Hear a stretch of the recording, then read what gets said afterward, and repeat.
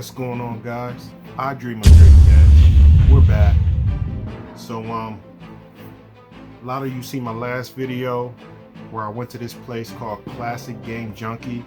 It was an amazing video. If you missed it, I'll put the link below. I'll also put the link below to the previous I Dream of Dreamcast so you can get caught up.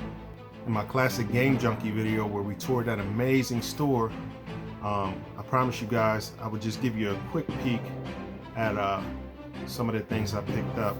So we'll do that really quick. Hydora, Super Hydora. Now it looks like a Super Nintendo game, but it's a PS4 limited run game. It had quite a few limited run games there. It comes with the game for PS4. I tried it. It's pretty great. The soundtrack. Poster. Not gonna bother opening that up. And you know, it's like a retro Super Nintendo box. So that's what I got. I've been waiting on this one for a while. Saturday Morning RPG. Saturday Morning RPG. Amazing. If you haven't checked that out, check it out. I found it for an amazing price there. Klonoa 2. Lunatia's Veil. Platformer. Kind of like Sonic. But haven't got a chance to play that yet. I've been playing the other limited run PS4 games. Pocky and Rocky for the Super Nintendo. You know, I got to add that to the Super Nintendo collection right there. So yeah, that's great. That's a very expensive game. Part 2 is insanely expensive. Bloodstain, Curse of the Moon, another limited run title, climbing in price. You know, limited run games are only like 39 bucks, and you know, the base game, unless you get like the collector's edition. But once they sell out, you know, when they get resold, they can really get up there. You know, that's the only thing about limited run games. Once they sell out, the prices are through the roof. So that's some of the things I picked up. But now let's get into what you're here for, the Dreamcast. First one up. Now I'm gonna try to go from, you know, relatively cheaper, easier to find, all the way up to very expensive. But something to take note about this lot is, you know, 85 to 90% of it was either hard to locate or just expensive, man. So I appreciate y'all bearing with me. It took me a while, and I want to talk about the last game in this lot. Something smart to do when you're seeking out some of the most expensive games on the console. So first up we have Soldier of Fortune. Kind of looks like, you know, your run-of-the-mill Call of Duty game with a story, or maybe it's a little more tactical. Never played it. Looking forward to checking that out.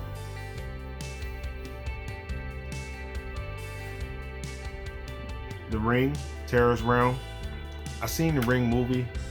Not sure if this is based off of the movie, but looking forward to giving this a try. Pod, Speed Zone, a racer, a racing game that I haven't tried, never even heard of it till I seen it out. I found it in a while, which was crazy. Next one up, another racing platformer, Speed Devils. Now this is the one with the face on it. There's one that's extremely rare and extremely expensive without the little face on the front cover. If you ever happen to see that out, grab it. Ultimate Fighting Championship, UFC. You know, you run-of-the-mill UFC. Draconis, Code of the Worm. Probably like a gauntlet type of game, Diablo type. Looking forward to playing this, but it says it's only one player, so I guess it's different from those games I just mentioned in that way. Alone in the Dark, The New Nightmare. Always seen this game. This game is out on several consoles. Never even played it, so looking forward to trying it. Industrial Spy, Operation Espionage. Looks very tactical. Can't wait to try that out. Hopefully I like it. One of the previous videos I showed you the part 1 to this. Here's part 2. Evolution 2. Yeah, I played these back in the day. I can't remember too much about them. RPG. I'm into RPG, so we'll check that out. Now from here, it gets pretty elusive. Even Evolution 2, the one I just showed you, is, you know, tricky to find depending on where you're looking. But this one, I seen it for like $29 for months and months, and I was going after the more expensive Dreamcast games, so I ignored it. And then it just shot up in price, and I said, wow, I better get my hands on this if I catch it for closer to the $29 price, which I did. Outrigger. Looks like a tactical game with a story behind it, so can't wait to try that out. This next one, same thing. I seen this game for a reasonable price, and then all of a sudden it just started shooting up and up, and I don't know why. I mean, the copies got slim. And Gundam Side Story.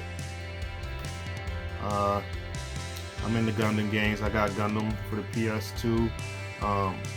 Can't wait to try it out. But yeah, it just shot up in price. I don't know what's going on with that. This next one, same thing. I seen this, guys, for like $25, $29. I was like, I'll get it. Then it just started going up in price and becoming harder to find when I would search for it online. KO the Kangaroo. Looks like a platformer like Crash Bandicoot or something, obviously. Can't wait to try that out. This next one, I loved back in the day playing as a kid. It's been expensive for a while now, so I just ignored it till I could find the right price for it. I seen it out in the wild, and retro shops would want an arm and a leg for it, so I avoided it like the plague till I could find it. If you've ever played Rival Schools, this is like the second installment for that. Project Justice has some returning characters. It's a fighter, you know what I mean? I like it. You know, I've played this growing up, and it's great. This next one, as far as I can remember, it's always been expensive. Mars Matrix.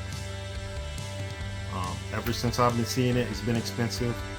The case was cracked on the front, but I said, the heck with that. The price was right. I said, I'll get a better case for it. That's a couple of cents. And the last of the lot,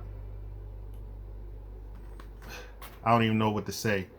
But when you're going after super expensive games like this, I mean, the prices for this thing is ridiculous. So I bumped into somebody who was selling the case and the manual. Giga Wing 2. It's just the case and the manual, but you don't see that online at all. You don't see that in the wild at all. You know, as far as someone just having the case and the manual complete. I know a few places where I can get the disc for it. So this way, I'm piecing it together, and I'm actually going to spend less than buying it outright. I've seen it over $300 at this point, guys, and it's not even new and sealed. So, you know, that's just ridiculous. That's not something that I'm willing to pay. So piecing it together for some of these expensive games is your best option. The last thing I wanted to go over with you guys before we get out of here are some games that were never brought out on the Dreamcast, but I was able to get a hold of them. Gunlord,